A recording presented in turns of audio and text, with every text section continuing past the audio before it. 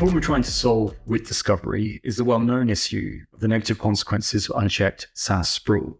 That is, applications in use where we lack control and visibility, which leads to inefficient spend and security risks. Also, without discovery, we don't have an application inventory. An application inventory is necessary as a platform to enable all other use cases around application portfolio management and employee lifecycle management. So let's start with some typical use cases here. From my dashboard, we can see all applications in use. We discovered 168 here, of which 65 I've deemed managed, then known to the business. If we look at the application inventory, you'll see the various ways we're looking for signals of usage to support that discovery. We're blending data together from different places. So we have IDP-based discovery, so OAuth tokens, SAML data from Okta or Entra. We're also bringing in spend data from your finance and procurement tools as well to get the financial context.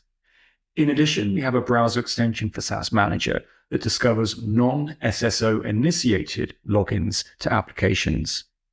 Also worth noting that uniquely to 1Password, SaaS Manager also discovers applications from EPM vaults, EPM being our enterprise password manager product.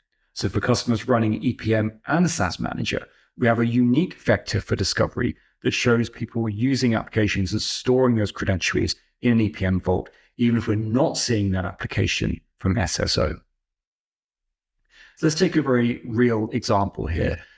Blending all that discovery data together, we're going to end up with an inbox of applications that's continuously refreshed as we're finding these new tools in use in our environment. Any application we find is going to be fully cataloged, such as my cursor example here, sitting in our inbox with 2 users. We identified this as a high-risk application. Now, if we open up, we're going to have a detailed profile here, the nature of the application, security accreditations, categorization, all that information in one place, we can make an informed decision.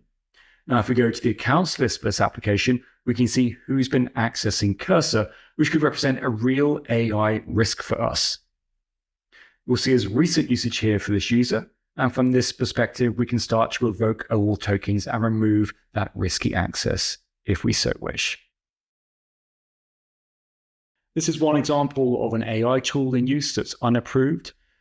Another example of unchecked proliferation is where we see people starting to expense tools, which is a whole other vector for discovery and has commercial consequences, not just risk consequences.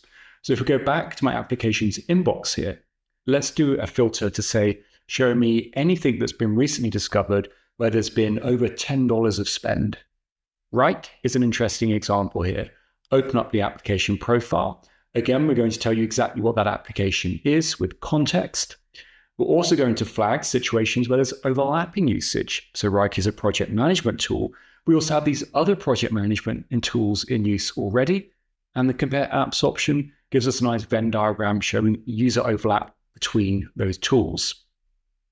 So what I'm seeing here is potentially early adopters moving to a new tool that's competing with my existing investments. Now, as we mentioned a moment ago, we picked this up from an expense claim. In this example, we're using RAMP, and RAMP is connected to SaaS Manager.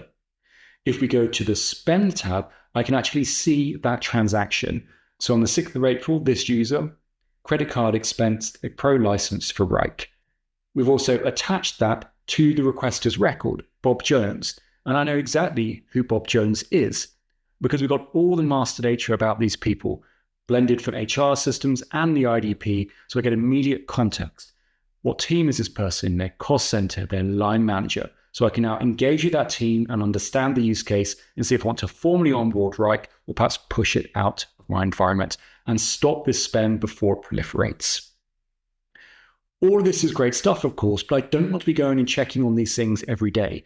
I want SaaS Manager to flag these issues to me as they arise. So to wrap up this section of the demo, what I'm going to show you is we can automate this process of surfacing those risky conditions, things that desire my attention. So here's an example of a templated workflow that's looking for any AI application, like my cursor example, discovered from the browser extension or in an EPM vault. Whenever we find those conditions, we're then going to send a notification to the IT team, which we can customize. This could also create a ticket in ServiceNow or Jira, and then we're going to set the application status to in review so someone picks this up and acts accordingly.